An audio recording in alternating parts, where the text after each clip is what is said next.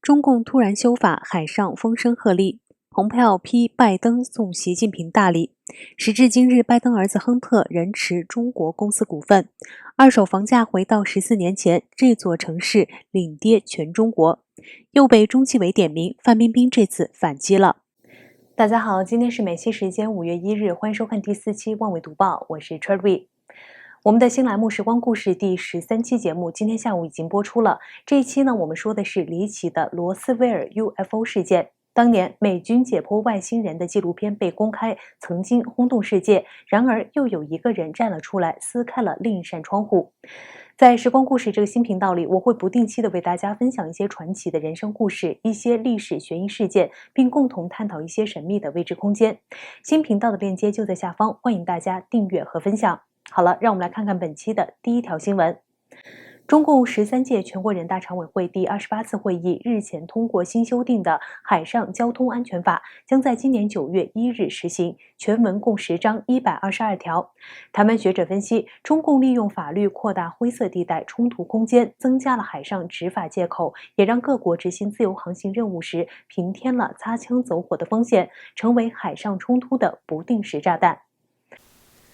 中央社报道，据新版海上交通安全法第53条，中共国务院交通运输主管部门可以会同有关部门采取必要措施，防止和制止外国籍船舶在领海的非无害通过。第54条，特定船舶在进出中国领海时，应向中共海事管理机构报告，且需持有有关证书，并接受指令和监督。第92条还规定了所谓的紧追权。紧追权是指沿海国主管当局有充分理由认为外国船舶违反本国法律规定，因而对其进行追赶直到公海，并加以拿捕，带回本国港口审讯的权利。此外，中共人大还将海上交通安全法中的沿海水域修改为管辖海域。报道援引台湾专家分析指出，中共当局利用法律扩大灰色冲突空间，将会成为海上冲突的不定时炸弹。中共的所谓管辖海域是指中国内水、领海、毗邻区、专属经济区、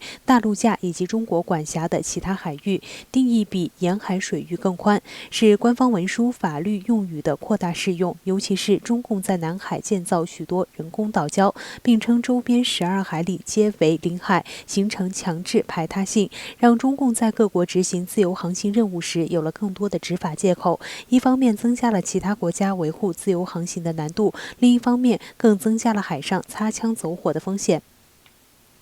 美国前国务卿蓬佩奥4月30日在福斯新闻指出，中共已经向美国工人宣战，而拜登政府尽管使用非常好的措辞，但是没有实质性的行动反击中共，还送给中共领导人习近平一份大礼。据报道，蓬佩奥当天在福斯新闻的节目中表示，过去面对其他世界竞争对手，例如比利时、英国等，美国都会与之竞争，但现在面对中共，拜登的说法是我们美国会没事的，大家却都知道这可能是一个空洞的承诺，没有任何证据表明政府已经准备好真正的对抗中共。蓬佩奥公开批评，我们一直看到本届政府使用非常好的措辞，但是我们没有看到的是本届政府用中共攻击我们的方式反击中共的意愿。蓬佩奥表示，中共早在几年前就对美国的工人宣战了，川普是第一位面对此事的美国总统，当时的政府全力反击北京，这是中共所引发的冲突。美国需要借由巨大的经济实力从各方面与中共抗衡。蓬佩奥还批评拜登在许多问题上给出的是空头支票，同时他认为拜登政府出台的政策许多都是对美国有害的，例如他在就任第一天就终止了美国的基石管道项目，让美国重新返回气候协议等等。蓬佩奥最后表示，拜登政府决定重新加入巴黎气候协定，这是给中共总书记习近平的最大礼物。美国的能源独立是美方进入欧洲、亚洲甚至中东的利器，也是外交方面重要的工具之一。重新加入巴黎气候协定等同放弃美国的能源独立，这是一个巨大的错误，这将破坏整个国家的安全。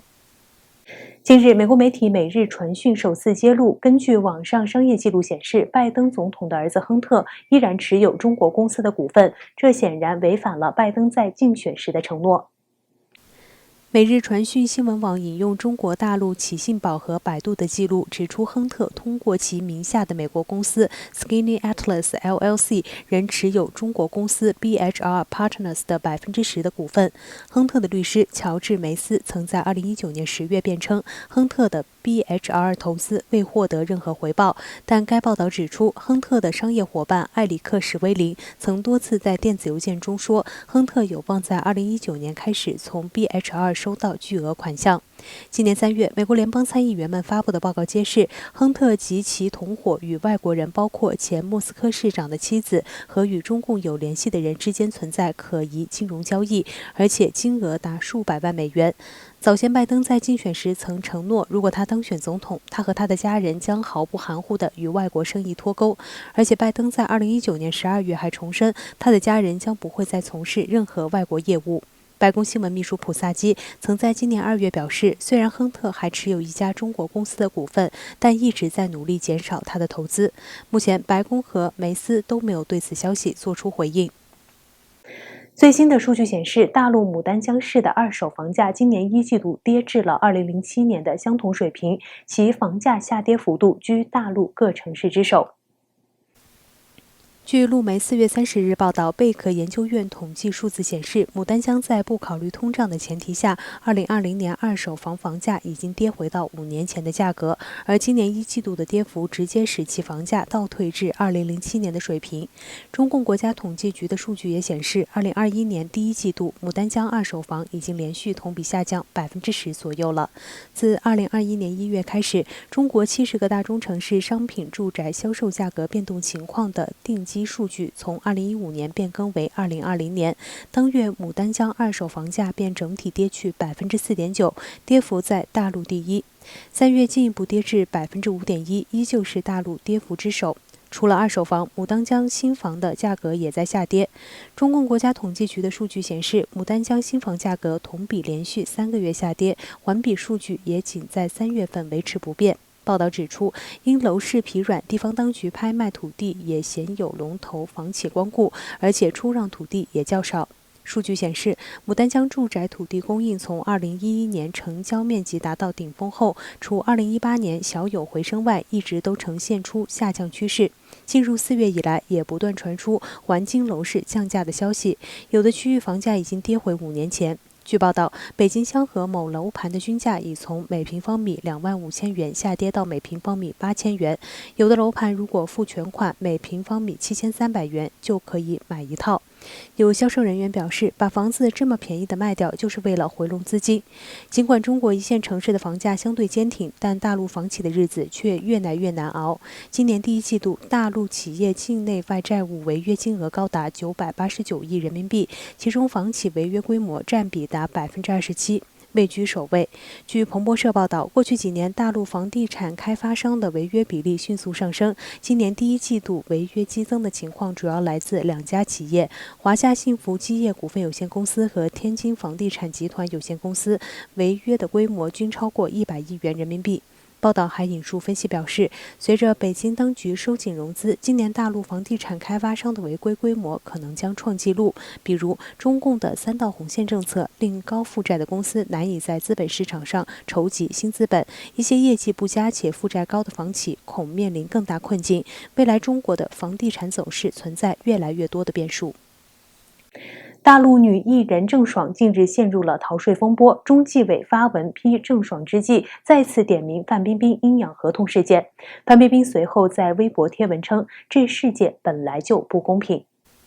近期郑爽可谓是一波未平一波又起，今年1月刚爆出代孕弃养丑闻，4月又被举报涉嫌逃税1.6亿片酬涉阴阳合同黑幕，官方已介入调查。央视更声称，谁偷逃税，谁就得凉凉。中纪委4月30日发文批郑爽涉嫌逃税之际，再次点名范冰冰2018年阴阳合同事件，称明星逃税怎能屡禁不止。对此，有网友在微博上回应说，娱乐圈天价片酬是现状，能解决才是优秀，提议将范冰冰之后补税的117亿名单公布，不要逮住一个人往死里整。上述网友的微博贴文获得了许多大陆网友点赞，细心的网民发现，范冰冰本人也亲自为这条微博点赞，不过随后又悄然删除了点赞。当天，范冰冰还在微博发布了一段耐人寻味的文字，疑似正面回应被中纪委点名事件。她写道：“这个世界上本来就是不公平的。当你认为不公平时，你要觉得这是正常的；当你认为公平时，你要觉得自己是幸运的。”一个朋友常常在我耳边讲的话。据路媒报道，近日赵本山、何炅、邓超、那英以及传闻是杨幂新男友的魏大勋等人纷纷注销工作室。据财新网4月29日发布消息，大陆75位一线艺人共注销200家公司，显示如今的大陆娱乐圈已是风声鹤唳。好了，以上是本期《望纬读报》的全部内容，感谢大家的收看，我是 Cherry。如果您喜欢我们的节目，欢迎您点赞和转发我们的视频，我们下期节目再见。